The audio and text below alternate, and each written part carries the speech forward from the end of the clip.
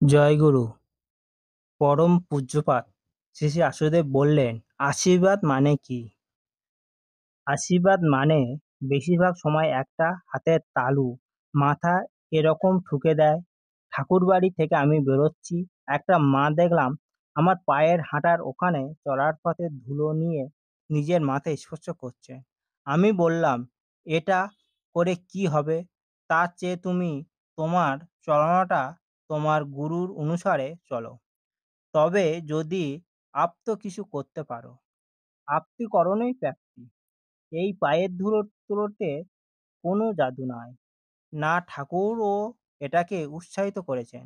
তাহলে এগুলি অবাঞ্ছিত যা কিছু আমরা দেখি আর সেটাকেই আঁকড়ে ধরে থাকি যে এটাই বুঝি উপায়। কিন্তু উপায় তা না। ঠাকুরের রাজ্যে উপায় একটা, যে যেমন তিনি বলেন ঠিক তেমনভাবে করতে হবে। নিজের মন গড়া কিছু করা যাবে না।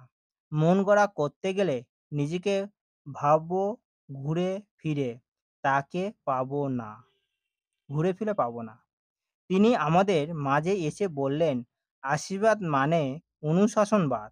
যে অনুশাসন পালন করে প্রাপ্তির পথ সুগম হয়, সেটাই আমাদের আশীর্বাদ। বন্দে পুরুষোত্তমম। জয় গুরু।